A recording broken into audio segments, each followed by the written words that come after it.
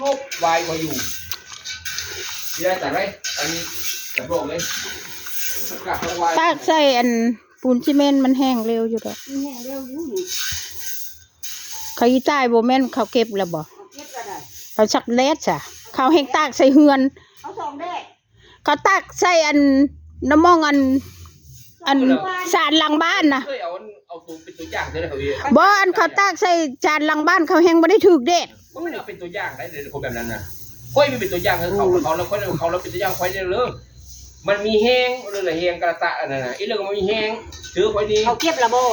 จักบ่เห็นเขาตากเลยล่ะ ตามันสีแห้ง2 เดือนมันแห้งในผมดีมันแห้งมีแห้งแล้ว โอ้ย ถือค่อยโลดค่อยเอ็นหน้ามาก่อน แต่ว่ามันบ่แห้งก็มันตึกเหนาได้ข้าวนะใส่กระสอบ เข้าลายก็เฮาก็เข้าปานนั้นเดียว ข้าวที่ตากโลดนี่เฮาก็จอบเอาฝนมีตกดอก ก็มายี่ละ ฝนตกก็ดึงแย่งลากเข้าไปพุ่นแล้ว ต้องใส่คนมีบุญมาเยี่ยมบ้านเขาเลยเนี่ย สามคนบ่ คนจะตกอยู่เลยคนบุญหลายมาก สามคนอันบ่ แม่นบ่ยาย บ่แพ้บ่ค่อย คนบุญหลายมาบ้านแถวบ้านเฮาอยู่เดี๋ยวคนมีบุญเยอะไงถามจริงเถอะ หลายบ้านเนาะ ถ้าฝนจะมาเนี่ยมันจะเป็นอย่างนี้อยู่เรื่อยนะนะ บ่ฝน มาหรือไม่มาบอกว่า มาก็ค่ำพูน นะ มาน่ะมันมา คนมีบุญเยอะมาบ้านเราไหมบุญหลาย มาก็ค่ำพูนมันบ่ตกเดี๋ยวนี้นะ ๆพูดอะไรเขาพูดถามเรื่องนึงพูดไปเรื่องนึง อ้าวน้า เอาคันเจ้าถามว่าอัน ถาม คนบุญมาไหมแต่ว่า ถามผู้มีบุญท่านผู้มีบุญมาไหม ไม่มา มาเยี่ยมแถวแถวดินแถวกกกงกุมไหม มาคนนี้เด้ เจ้านี่นะมีบุญเยอะนะ มีบุญอยู่แล้วบ่ตายจักเทื่อ จะเขาบอกแล้วล่ะหลายอยู่แต่บ่หลายซ้ำเขาเจ้านะ ไม่หลายแล้วอายุยืนก็หลายแล้วน้องปุ้ย บ่หลายซ้ำผู้มีบุญนี่ผู้มี ทิพสะเข้าแล้วเว้าเป็นไรเถาะมีได้ซอยฮอดเมียชั้นเทพพูดเฮ็ดชำนั้นเพราะว่ามื้อยเขาเฮ็ดเป็นปีโอ้ย ไปกี่ข้าวก็ลองไม่ได้ประโยชน์เลยมันจะตีจะเตบพนันตีผู้นี้อยู่โอ้ย ทำอยากแสดงเฮ้ย ไผขึ้นให้เอาบอเดี๋ยวอาจารย์ผมจะให้เลยนะที่ไปอะไรจะปรับทัศนคติหรือไม่ให้นี่ก็จะปรับทัศนคติคนประเภทดี มีอยู่บ่สมักบวบนั่นนี่ ๆจะปรับทัศนคติ คณะหาหน่วยบักใหญ่ค่ะ หน่วยนะโอ้ยแม่นเอาถูก คุณจะไปเครื่องให้บอลไปเมนมาอุ้มจะเครื่องหัดเครื่องนั้นนะฮะได้มาใส่ไฟขาดแล้วนะ ที่ใด เครื่องบ้านมาสาไฟนาเฮือนเจ้าล่ะมันขาดแล้ว นี่ มันเหี่ยวแล้วอย่าไปดึงมันจับไม่ได้นะเก่งเชื่อ ได้อยู่ หน่วยบักใหญ่น่ะ ไว้ก้อนนะส่งงวยไปละผัว มันแก่ไหน มันยังมีแก้ปลาไว้ก้อนมันยังอ้วนอยู่นะให้มันลอกปลามันยังอ้วนพอดีกระเทือนเนี่ย โหน เพลง เจ้าสิเก่งยังหาคิดโอ้มันไปหาคิดมันเอามา อันนั้นก็แม่นนั่น ผู้หน่วยบักใหญ่น่ะนะ เห็นค่อยเห็นอยู่เลยหยังขณะนู้นพี่ก็มีพี่ ไปมา เอามาเห็นหยังบ่มีแนวเก่งใส่ ในความ จ้าดิครั ที่ บ ไปเคลียร์ออกคณะเข้านะ เกี่ยวมาจ้าโอ้ยนี่ แกงปลา แกงปลากดบ่ ปลาดุกปลา เอาจ้อยได้ปลากดตุ่มใหญ่มื้อชาน แต่ได้เนาะ ใช่อยู่กับปูก็ได้ได้ใช่แล้วบอก ยัง น้องนิวไปงมกับปูมานะน้อง ไปถ่าย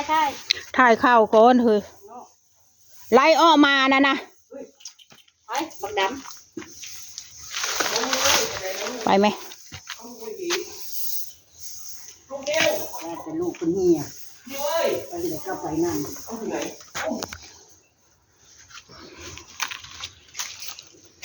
มะเกี้ยงมันหล่นบ่มันบ่เป็นบ่บ่าวช่วงฮะ มันอันนั้น มันเป็น บ่น้ อ่ะ ำบ่น้ำบ่ มันบ่ เที่ยงมันเท่าแล้ว มันเท่าแล้วมันชักปีแล้วเช่นใดจนเฮาใหญ่แล้วเอาระบบมันยังออกให้กิน นี่อันนี้ มันบ่ชุกได้หน่วยดิบเด้อหน่วยดิบ ก็คือตัดแต่งเสามาจัดงามโอ้ยปงไม่ก็แต่งเสาให้ใหม่แต่งเสาโอเคเลยตัดงามลงตัดปงไม่แต่งเสา เพิ่งนี่ได้อยู่บ่ตื่นอยู่ ซึ่งทั้งลูกพี่อ่ะ ชุบ เอาแม่นี่ล้นล่ะนี่หน่วยนี่โอ้ถ้าเอาอยู่ดีเด้อถ้ามาจิกเอา2หน่วยนี่เด้อปลาลองนี่2หน่วยนี่ตึงแน่นอน พูนยังพอนแรงยังบ่ทันได้ทางพนลุ่นแล้ว โอ้ตึงแน่นอนวะตึงแน่นอน 2 หน่วยนี่นะมันใกล้รถเจ้าโพดพอแล้วปุ้ย โอ้ยบ่ได้ถูกรถนะ มันถึกรถ ตารถแตกพัด5,000พุ่นเด้ย นี่อันนี้นี่ปลาลองสองหน่วยนี่มันนักอยู่บ่ เอาน่ะหน่วยหานาตีนน่ะไปพอมา อุ้ยมันเบา คนละปอกเบิ่งเนี่ยเบาเบิดคู่หน่วยล่ะ เบาแล้วมันไม่ได้กันเบาเลย ปลาหอยนี่หลายแต่พี่ เนาะ ปลาหอยอะไรจับกระปูกระปั่มอยู่เนี่ย ไปขาลงแล้วบัดนี้เนาะ เฮ้ย หลังจากเห็นเรากินเมื่อกี้กินส้มแล้วบัดนี้เนาะเห็นบ่เจ้าหน้าเห็นเจ้านะ โอ้ยมันลายมือแล้วพอแล้วแห้งแล้ว มันก็มาแจ้งว่ารถไอ้เสียงรถตึ๊ดจอดไอ้ขี้ไก่บ้านนี่รถไอ้รถคนเลยว่ามูใส่คนเลยจอดยืนในพวกรถคนเลยว่าอันนั้นนะเขาเรียกว่ารถคนเลยว่าบิ๊กไบค์บ่ขี้ไก่ขี้คอยตึ๊ดกับคุณบ้านคนนั้นคนลุกตื่นตี5คุณมาทุกอย่างพอดีคุณมาจะก็กลุ่มโหโอ้ยเพื่อนที่หักเข้ามาแบบนี้มาดี นักแน่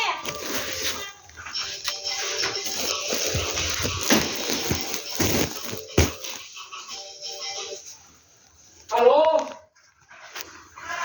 ว่าไงครับมาเลยครับอยู่เพื่อน ผู้ใด เดี๋ยวจะน้องเดี๋ยวทุกคนละเดี๋ยวจะตำหุ้มค่อยละน้องเดี๋ยวเราไปซื้อตำหุ้มอร่อยอยู่บ้านเอาน้ำมาให้เอาไหม หาจะไปของหนู้น บ้านอะไรนะบ้านจันเพนเพราะว่าอร่อยนะจะตำมาแกงตำอร่อยเดี๋ยวถ่ายส่งคนนี้เอ้ยส้มตำให้ลูก คนมันอยากไป โอ้ยอย่าไป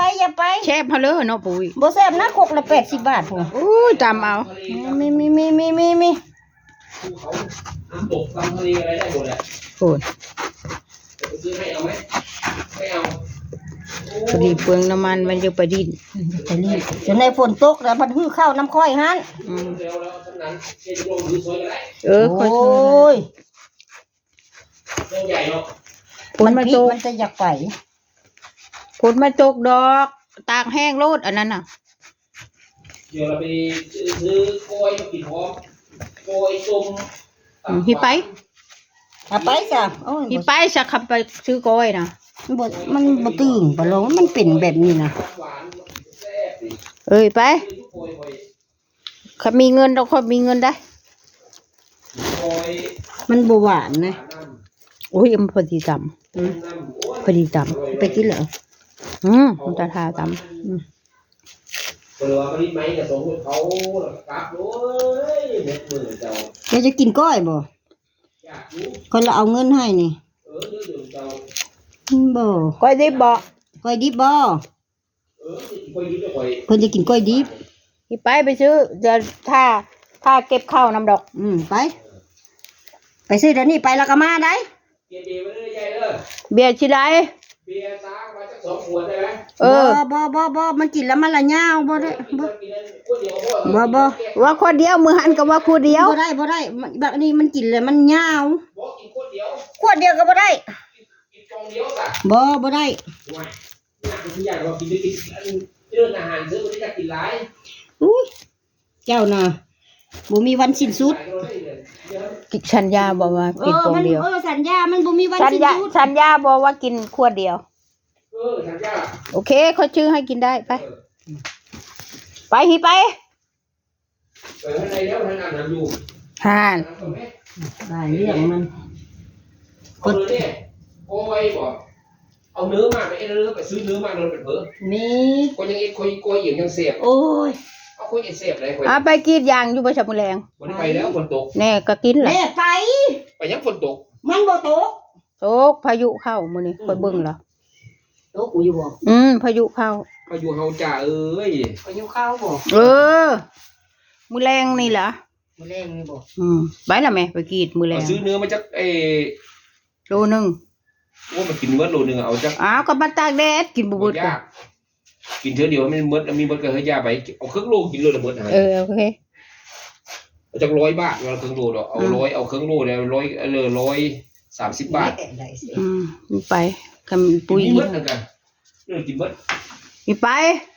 อาบน้ำก้อนยังอาบน้ำอยู่คันคายอยู่นี่ ปลูกข้าวเย ส่ อะ งสู้ชีวิตจุกหัวจุกไปขี้เดียดเด้ห้ำน้อยๆ ข้าวเยอะแยะโถ ส่งคนรวยเป็นอย่างนี้แหละ ข้าวเต็ม รวยนี่นะ อันนี้ชักกระสอบนี่ทางหนึ่งสอง ครั้งหนึ่งประมาณ3 กระสอบ อุ้ย สอง เว้าไปตัวนี้คืออยู่ ตัวนั้นแหละ3 กระสอบตัว แต่ ใหญ่ ว่าตัวน้อย พวก ๆนะ นี้นะ กระสอบกว่า กระสอบกว่า